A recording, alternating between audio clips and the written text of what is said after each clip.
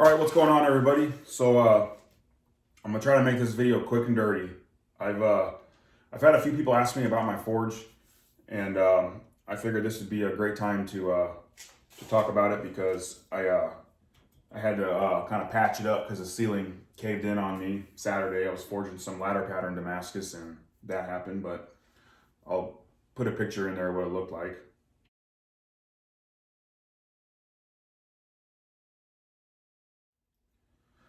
But that's why I have two forges. So when something like that happens, I can just fire up my other one and keep working. That's why I think it's important to have multiple forges. And I'll talk about my Venturi burner forge. I'll basically just kind of show it in the video when I get out to the forge, and I'll show my coal forge, my little outside setup. But anyways, like I said, I've had a few people ask me about it, so now's a good time to do it because I'm in here. I got better lighting. I actually filmed this video a while ago, but I wasn't really happy with the lighting, and I left some things out, so I just deleted it all. I'm starting over. I figured this is the best time to do it. I'm not completely relining it. I just basically relined. I basically just put new refractory on the ceiling and the floor because I got a lot of work to do. I don't have time to completely reline the whole thing. So, which I could have done in a day, but I just wanted to do that and be done. So anyways, it is a forced air burner. And this burner design I got from Christ-Centered Ironworks on YouTube. So you can go over to his channel and check out, that this burner. He goes into more detail than I will, but it's just black iron pipe, 3/4, the airflow is 3/4 inch, and the gas is 3/8. And you got a needle valve and a gate valve, and that's basically how you adjust your fuel trim. So that's that. And I like to insulate, and this is just a 5-pound propane tank. That's what I've made basically all my forges out of. I'm a big fan of forges that are insulated with KO wool and then coated with a refractory. But that's all I've ever used, so that's why I like it. Worked for me. But so basically, I insulate all of them with KO wool and refractory. And the refractory that I recommend and that I like to use is Mizu. Castellite 30 is great, and I used to use Castellite 30, but then I found that Mizu is much more resistant to flux. I've been able to literally chisel out flux from my floor and just scrape it right out, and my floor is still there. With Castellite 30, I've noticed that flux likes to kind of eat away at it kind of seeps into the refractory, and you can't really chip it out of there. If you do, it pulls the floor out with it. That's what I've noticed, from this. But Castellite 30 is fine if you're not, if you're not doing a lot of welding. That's fine. Castellite 30 is fine. Even a simple, soft brick forge made out of this stuff, is fine. But if you're doing a lot of heavy forging, no pun intended, if you're doing a lot of welding, which is what I do in this thing, I basically, when this is running, it's welding. That's all it's doing. And the refractory that's been in here has been in here over a year. The last time I relined this forge was last winter, and it's been about a year or just over a year since I've had to reline it. But like I said, that's the refractory I use, and I highly recommend Mizu. And it's nice because we have a dealer up here, wholesale dealer. Distribution International is what they're called, and I'm pretty sure they're nationwide. If they're here in Alaska, I'm pretty sure they're in the lower 48 too. But they carry all kinds of refractory. They've got the KO wool blankets, the soft and hard brick. I mean, it's an awesome place. It's awesome that we have that here. You don't have to pay for shipping for this stuff, because that would be ridiculous. And I buy, they sell in bulk. And I buy everything in bulk, and I like that better because I have all that on hand. I've got 2 5-gallon buckets over here full of Mizu and Castellite 30, and I've got a whole roll, 20 foot by 24-inch wide roll of KO will blanket. So, I mean, I can make plenty of forges. And when I need to reline my forge, it's all here. I don't have to, order it, or it's just ready to go. Like I literally did this yesterday, and all I did was the floor and the ceiling, but cured it all in a day.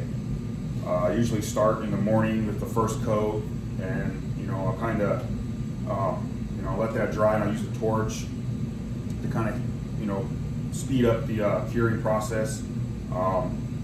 And I've never really cured this, the proper way or way I've seen people cure refractory. I basically just let it sit all day long, and I'll kind of hit it with a torch, a little matte gas torch to kind of help cook some of the moisture out of there. And then I fire it up, man. I go full blast, and I've never had a problem. The first one I did, the first forge I ever built, I kind of didn't know what I was doing with the refractory, and I just let it sit for, overnight, and fired it up and let it rock and roll. And all I noticed is like little spots of it would kind of like explode. Not like anything violent, but it would just kind of like pop, pop, pop, pop. And that was it. And it was ready to rock and roll after that. So I know there's a proper way you're supposed to cure the refractory, but I've never ever done it like the proper way, or maybe I haven't. Maybe I am curing it the proper way and just don't know. But anyways, also, this isn't that large of a forge either. The inside diameter is 7x7, and the door, the opening looks a lot wider, or it may look a lot larger, but it's really not. It's 7x7, 12 inches long, and which this burner right here is more than enough for that size. It could probably heat up a larger chamber, but anything longer than this, I would recommend going ribbon burner, a longer ribbon burner, because it's going to have way better heat distribution. So I'm really happy with this design, really happy with this burner. Another thing I do with all my forges, even my Venturi burner forge, is I cast all my burner flare. All the tips that are on the burners, I cast them. So I basically, when I'm putting the refractory in on the ceiling, I tip this upside down. I just set it on some chairs, tip it upside down, and then I just set this, right over this pipe, and then I cast around that, lay all the refractory in there, and let it kind of cure and harden, and then I just pull this right out, and then the flare is casted.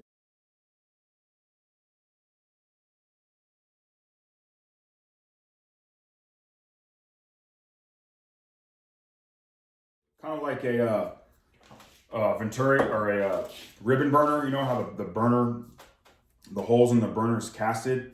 Well, it's not really the same, but it's kind of the same idea. I've never seen people cast their flares. I'm sure there's people out there that do. It's just something that I thought of. You have to have the appropriate size flare too. You can't just,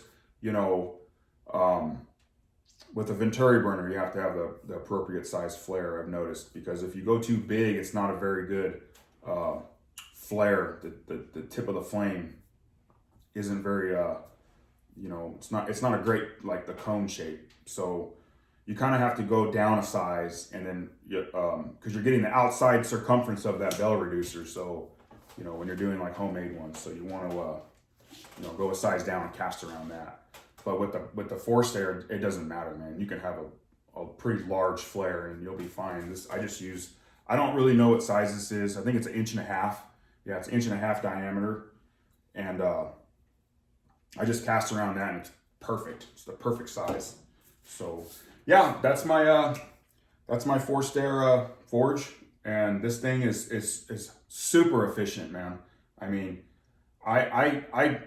I'm not a fan of Venturi burners anymore. After using this and going forced air, I mean, the only reason I have a Venturi burner forge is because I use it when I'm working on the road. It doesn't require electricity. Your forced air is going to require electricity to power your fan, which brings me to, this is the fans I use. They're just a mattress air pump fan. And you can buy these at any sporting goods stores, even maybe some grocery stores probably carry these. But Target. I used to use the Coleman one, but they stopped making them. I don't know. You can't. They carry these now, and which I'm happy about because this fan is actually much quieter than the Coleman mattress air pump. So pretty happy with these. I usually get about 6 months of use out of one of those fans before it just dies on me. That was the Coleman ones. This one, I don't know, I've been going on 3 months with one of these, so we'll see how long it lasts. But yeah, so I hope I covered everything. But that's my forge, so everybody who's asked about it, that's it. It's really basic, it's nothing special. I do plan in the future to build a ribbon burner, and not because I need one. Like this works perfect for everything that I do. But I would like a wider forge because I like to do some larger axe blades, and I'm kind of limited to the axe blades, you know, I can do. So in the future, I will be building a very ribbon burner that's very easily serviceable, where it's going to be sitting on a flat surface that's going to be coated with a refractory and just a square body forge that you can literally just pick up off the floor. They'll just sit right on like a cart. You know, on the top of the cart will be coated with refractory, and the center will be the hard brick, which will be, you know, all coated.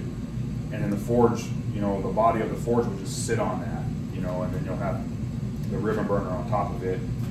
But I basically just want a wider opening, not a real tall forge, just a wider opening. As long as I can get a good like 20-layer billet inside, that's fine. But I would like just a larger opening for, like I said, for larger axes. But other than that, yeah. So that's my forge, and I hope that answered anybody's questions.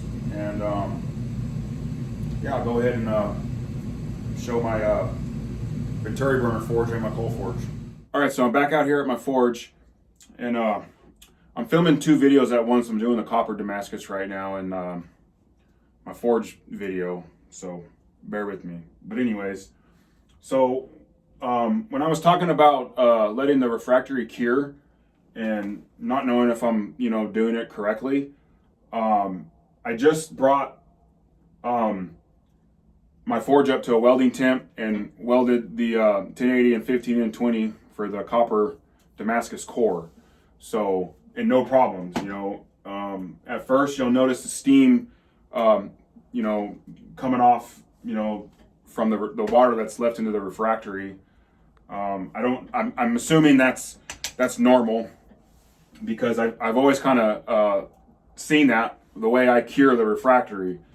So like I said, I don't know if the way I'm curing the refractory is the way you're supposed to do it, but like I said, I let the refractory cure for 24 hours, you know, and periodically I heat it up with a little MAP gas torch, you know, and when it's pretty hard in there, you know, and it turns to a kind of a really, really light gray, because at first it'll be kind of a dark gray, but then once it starts to dry, it'll be really light, almost white. And that's kind of like how I feel like it's done and ready to go. You know, it's hard. So I bring it out and put heat on it. I don't do a cycle like I've seen and read about where you kind of heat it up slowly. I don't do that, man. I just go full blast, and I've never had a problem. It doesn't crack on me. It doesn't explode. You know, I know if there's too much water in it or something that it can explode, but I mean, like I said, I've never had a problem. I just brought it up to a welding heat and welded this core for the copper Damascus. So I just wanted to throw that in there and explain that. Okay, so here's my Venturi burner forge, and it's just a dual Frosty T burner forge, nothing special. You know, I have the fuel lines here, and with little needle valves on them, nothing special. And it's insulated the same way my forced air forge is. You know, it's a 5-pound propane tank, insulated with KO wool and castable refractory. Nothing special. All right, so this is my outdoor setup. I obviously don't use it very much. Definitely don't use it in the wintertime. But I have a little striking anvil over there to the left, and then my stump where I put my my little 80-pound Vulcan on. All right, so this is my coal forge.